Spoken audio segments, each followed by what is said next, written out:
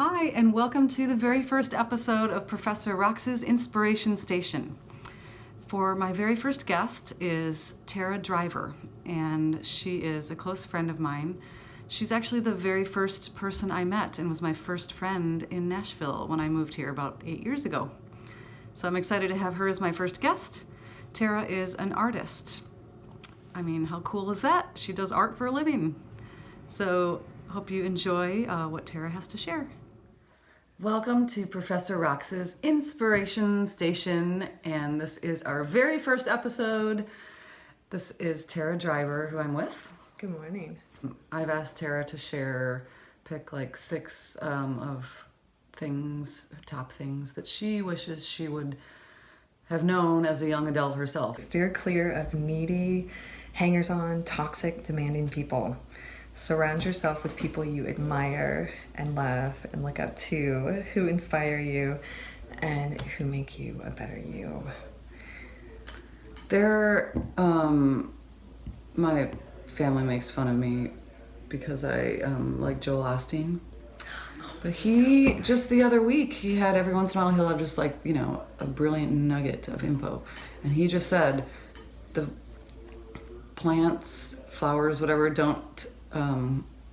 it can be the best seed and you can go search for like the best seeds, but then if you're not going to put it in the right soil, it's not going to thrive. Mm-hmm.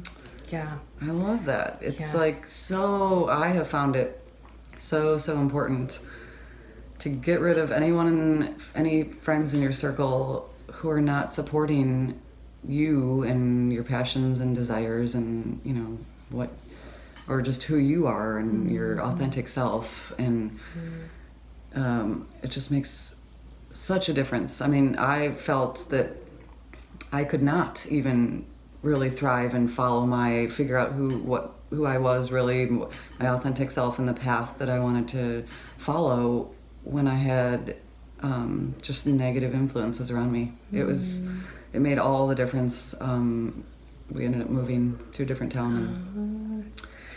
I'm so glad you did. Well, and I'm so glad to have positive influences in my life. Fertile soil. Nice, healthy, fertile soil right here.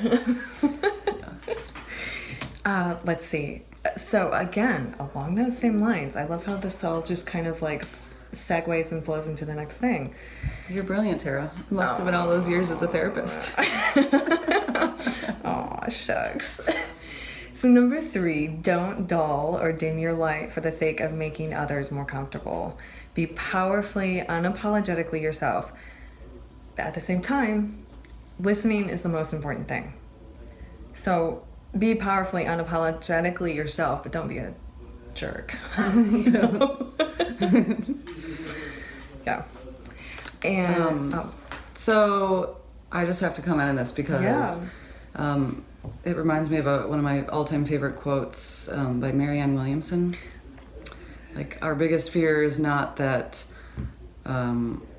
we will fail, but that we'll succeed beyond our wildest dreams, or something like that. Yeah. And letting your light shine, I've personally studied this concept, and I've noticed that just being your authentic self, for me, I can be a very big, excited person, and not caring what other people are going to say. Being my true, authentic self I've seen how it happens in my life, and other people who might have issues or just something that they're feeling passionate about something, but you know how it goes. Over the years, you get discouraged when your passions and dreams don't come true, and then you lose focus. Yeah. And then a lot of times it comes out as jealousy. I mean, let's face it, people will see you doing great and being happy and just try to find reasons to criticize you somehow. But if you continue to let your light shine, other people you're essentially, what Marianne Williamson says is, you'll be giving other people permission to do the same. Yes. I like that. I love it. Let's see. So I don't remember. Whatever. The next one. Develop healthy, consistent habits. Moderation, clean food, lots of water, exercise, reading, being engaged, making a consistent space for creativity, for play, and for art making. Do this. Don't just think about it. Actually do it. And along those lines, work on yourself, not everyone else, because you can't fix anyone. It doesn't work. You can't fix stupid. Work. You can't fix stupid. Yeah. That's a great wellness tip. I mean, we all can get caught up in work or school and get really determined in whatever dreams and passions we're following and forget to do self-care. Yes. Self-care. Your 30-something-year-old body will thank you. Yes. Like eating clean. I mean, you can't, like I've discovered on this little tour this past few days, you can't eat fast food every day and then expect to feel good.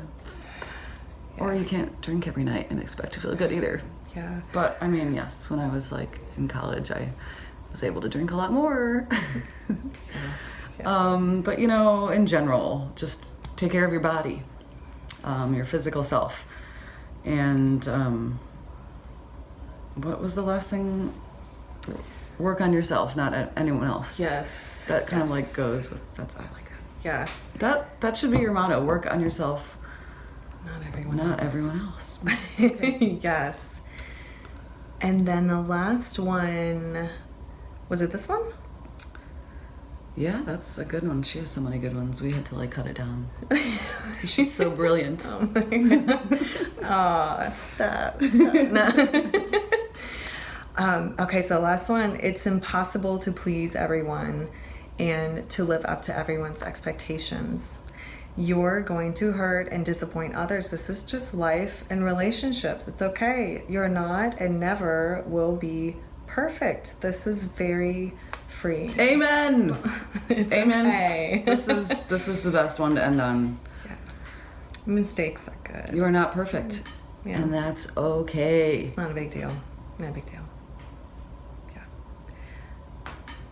That's a big one. We'll just end with that and let that nugget sit and marinate for a while because Yes. it took me years to overcome perfectionism. Gosh, me too. I still struggle with it. You know, it's a constant thing. Like you never arrive. You know, you never arrive. It's a constant working process. It is. I mean, yeah. It's good. Especially like as a musician. I mean, I don't.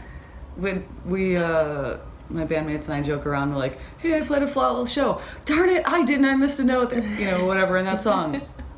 First of all, no one knows. Yeah. And second, I mean, who cares? Yeah. Even if you're standing on stage in front of a huge group of people, and you're still not perfect, that's normal, and no one expects more of you. You can beat yourself up all day long. Yeah. But you're only going to be blocking yourself from moving forward. That's true. That's true.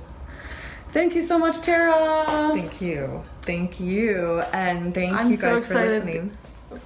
I'm so excited. I'm so excited for this first episode. Oh my goodness. My bestie Tara to be on my first episode.